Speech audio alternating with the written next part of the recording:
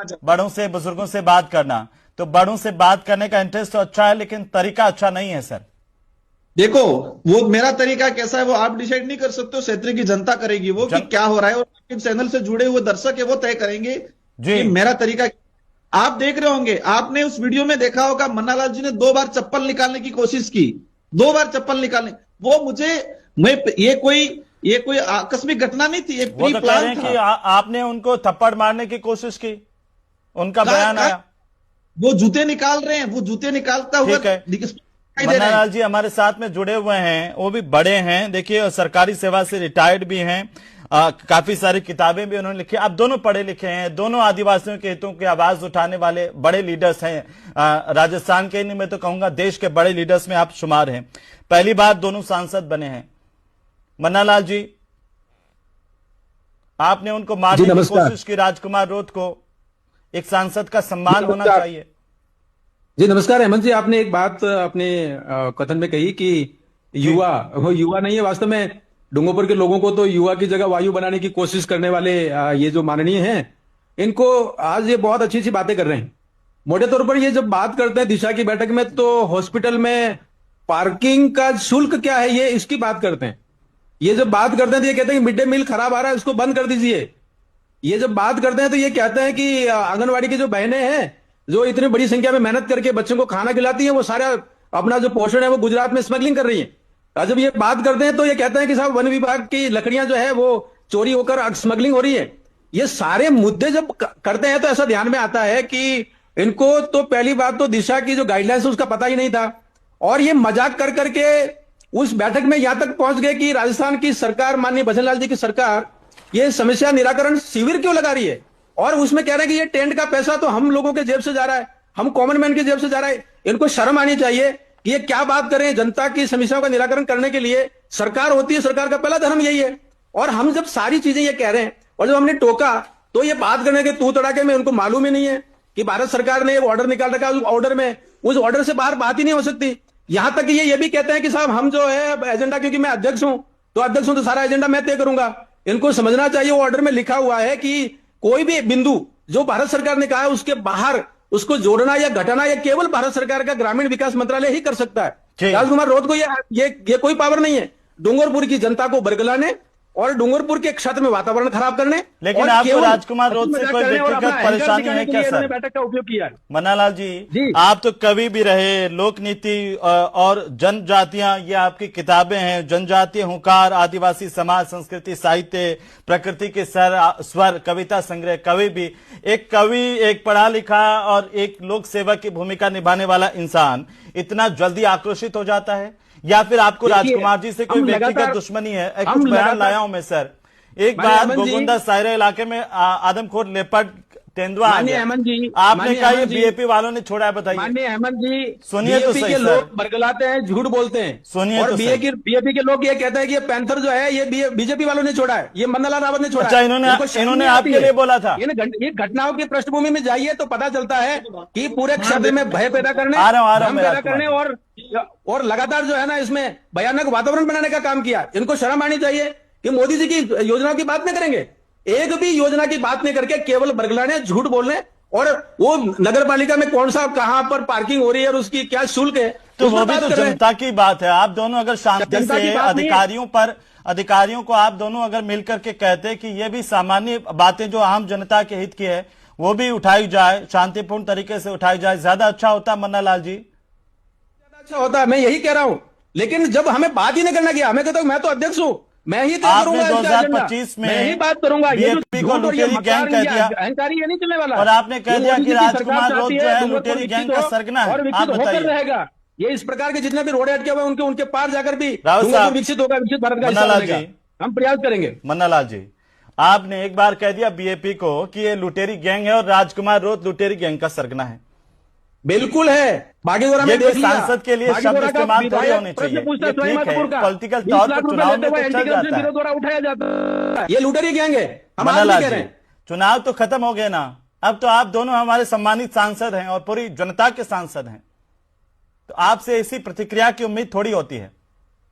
नहीं, क्यों नहीं होती है? जब बागीदोरा का एमएलए इनका पकड़ा जाता है। एसीबी पूरे राजस्थान को बदनाम कर दिया, राजस्थान के आदिवासी को बदनाम चलिए, कर मैं दिया, जवाब ले लेता हूं। पॉलिटिकल जी। सेक्टर को, पार्लियामेंट्री लाइफ को बदनाम कर आपको दिया। नहीं लगता है और यही लोग करते मन्नालाल जी, हैं, ये लूटने के लिए करते हैं, तो जी। लूटेरी गैंग तो है ही है। मन्नालाल जी, आपको नहीं लगता आप दोनों संसद में बैठते हैं और आप दोनों की भाषा गरिमामय होनी चाहिए जिससे हम सब सीखें? बिल्कुल होनी चाहिए, होनी चाहिए, बिल्कुल होनी चाहिए, लेकिन कुछ लोग इसी यही भाषा समझते हैं। ऐसा ये हमने तो कल नहीं है। बैठक में देखा, राजकुमार जिस जी, से तू करके बात करते हैं और देख लेने की धमकी देते राजकुमार हैं। जी, मैं फिर आपसे धमकी दे भी रहे हैं। पूछता हूं, राजकुमार जी से मैं पूछ लेता हूं, क्या मन्नालाल जी से कोई व्यक्तिगत खुन्नस है आपकी? बताइए हमारी कोई राजकुमार खुन्नस नहीं है, जी। इन्हीं की खुन्नस है। ये लगातार ऐसे ही पेश आते हैं। एक बार आराम वो- आराम से। उनको बोल हमें क्षेत्र के युवाओं को बचाना है। मन्नालाल जी, हमें युवाओं को मन्नालाल जी, अभी वो विकास की सुन तरफ रहे ले जाना है, थे। मन्नालाल जी, सकारात्मकता की तरफ ले जाना अभी है। एक बार मैं ये उनसे हमारी सवाल कर जिम्मेदारी लेता है। हूं। मैं जो उनसे, लोग युवाओं को भटकाते हैं उनको जवाब देना मैं है, कौन ये हमारा युवाओं को काम है। भटका रहा है, मैं सवाल करता हूं सर उनसे, वो जवाब दे रहे हैं। एक बार मैं वापस आ रहा हूं आपके पास में, शांति से। बीएपी के रैली में से निकलकर आकर लोगों ने पत्थरबाजी की है। एक बार शांति शांति से मेरा निवेदन है, आप बड़े हैं हमसे, तो मेरा निवेदन है ये कि आप थोड़ा शांति से प्लीज। जनता के सामने बात भी आनी चाहिए, इसलिए बोल रहा हूं। हाँ, नहीं, लेकिन हम सबको शांतिपूर्ण तरीके से, आप बिना आवेश के भी तो हम अपनी बात रख सकते हैं, शांति के साथ भी। और आपका अनुसरण करते हैं सर लोग, बहुत सारे लोग। और मैं पढ़ रहा था आपके बारे में, आपने लंबा काम किया है आदिवासी इलाकों में, अखिल भारतीय वनवासी कल्याण आश्रम से, और डायरेक्टर आप तीर फाउंडेशन के, इस लिहाज से आदिवासियों के लिए। तो हम 27 साल के गवर्नेंस की जॉब में पहली बार ऐसी बैठक देखी जिसमें बैठक के एजेंडा पर बात नहीं होती है, इसलिए बात अखरती ठीक है। मैं वापिस आ रहा हूं। आपने जो आरोप लगाया, कौन सा एंकर आ गया कि मोदी जी की योजनाओं पर बात नहीं होती है, ठीक है, केवल पार्किंग के पैसे पे बात होती है। तो आपने क्यों कहा कि राजकुमार रोत आपको थप्पड़ मारना चाहते थे? ये तो इनके तेवर देखे ना, जो वीडियो देखिए, ये सब लोगों को देखना चाहिए। ठीक है, आप हमारे साथ रहिए, मैं वापस आता हूं। राजकुमार रोत जी। देखो, मैंने हमेशा मतलब लंबे समय से 5-6 महीने से उनसे दूरियां बनाई है। हमेशा उनके हर बयान को मैं जवाब नहीं देता हूं, कई बार मैंने इग्नोर करना शुरू किया, क्योंकि इनके कोई आरोप कोई तार्किक नहीं होते हैं। मेरी विशेषकर मैंने इनके खिलाफ बात उठाई थी, इसलिए उठाई थी कि उनका एक ऑडियो जारी हुआ था जिसमें उन्होंने आज से लगभग 8-9 महीने पहले, देखिए राजकुमार रोज जब ये कहते हैं कि वागड़ को और मेवाड़ को बांग्लादेश बनाने देंगे, तो बांग्लादेश बनाने देंगे क्या हम? मन्नालाल जी, एक बार सुन तो लीजिए, एक बार में फिर आपके पास पूरा मौका देंगे हम आपको बीच में कोई नहीं टोकेगा, आप बोलेंगे तो मेरा वादा आपसे। करनी जरूरी है कि बाद में भ्रम फैलाने में मास्टर रहिए। मन्नालाल जी, एक बार सुन तो लीजिए, वागड़ को आप हमसे बड़े हैं, मेरा निवेदन है आप सुन लें, प्लीज सुन लें। मैं आपके पास आऊंगा, मैं कोई नहीं बोलेगा। बांग्लादेश बनाने की बात किसने की? बांग्लादेश एक इस्लामिक कंट्री है। सुन तो लीजिए ना, कभी हम लोकतंत्र का क्या मतलब है जब हम अपने छोटों को भी, अपने बराबर वालों को भी हम सुनेंगे ही नहीं, कैसे काम चलेगा? नहीं सुनेंगे नहीं तो बात तो पूरी है ना। हाँ, तो पूरी बात तभी कहेंगे ना जब हम सुनेंगे। वागड़ को बांग्लादेश बनाने की बात कहते हैं। ऐसा कोई वागड़ को बांग्लादेश कौन बना सकता है सर? ये बना सकते हैं, ये धमकी दे रहे ना, इन्होंने सोशल मीडिया पे लिखा। ठीक है, तो अभी उनको सुन तो लीजिए, मेरा निवेदन है आपसे, सुन लीजिए एक बार। राजकुमार जी, कि बांग्लादेश कौन बनाना चाह रहा है? राजकुमार जी बोलिए, आप पर यह आरोप है कि आप वागड़ को बांग्लादेश बनाने की कोशिश कर रहे हैं। मैंने पिछले 6-7 महीनों से इनसे दूरियां बना रखी है। उनके आप मेरे से दूरी बनाने से क्या फर्क पड़ता है? सोशल मीडिया पे जब लिख रहे हैं पूरे क्षेत्र का मुद्दा है, मेरा अपना मुद्दा नहीं है। देखो, पूरे क्षेत्र का मुद्दा है। मन्नालाल जी, तो वो फिर मैं बोलूं अपनी बात। हाँ, आप बोलिए जी। राजकुमार जी, मैं भी एक जिम्मेदार जनप्रतिनिधि हूँ। बांसवाड़ा लोकसभा क्षेत्र की जनता ने मुझे जिम्मेदार होता है, किसी अपने क्षेत्र को बांग्लादेश बनाने की बात नहीं करता है। मन्नालाल जी, ऐसे नहीं। मन्नालाल जी प्लीज, आप समझदार हैं और आपने पूरी सेवा करके फिर राजनीति में आए, हम आपसे अपेक्षा करते हैं। मैं समझदार हूँ, कल मैंने टोका कि तो अभी तो एक बार सुन लीजिए ना उनकी बात को, एक बार सुन लीजिए। आज एक बार सुन, मैं कि किसी भी चीज का आपने भी राजकुमार जी मन्नालाल जी को कह दिया कि इनका मानसिक संतुलन बिगड़ गया है। हाँ, मैंने ये चीज, क्योंकि उन्होंने आदिवासी समुदाय के घर जलाने के लिए उनके कार्यकर्ताओं को प्रेरित किया, उनका वीडियो वायरल हुआ। राजकुमार रोज, मैं अभी तक आवाज करके बात कर रहा था।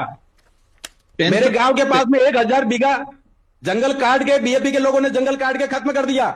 कलेक्टर ने वहां पर छापा मारा, उसके बाद वो विषय जनता के सामने आया, उसके बाद मेरे ऊपर आरोप क्यों लगा रहे हो? कुछ ऐसा हुआ नहीं था, लेकिन अगर ऐसा हुआ भी हो तो क्या एक देखिए, कलेक्टर प्रतापगढ़ का रिकॉर्ड है, सीएम को रिपोर्ट की हुई है।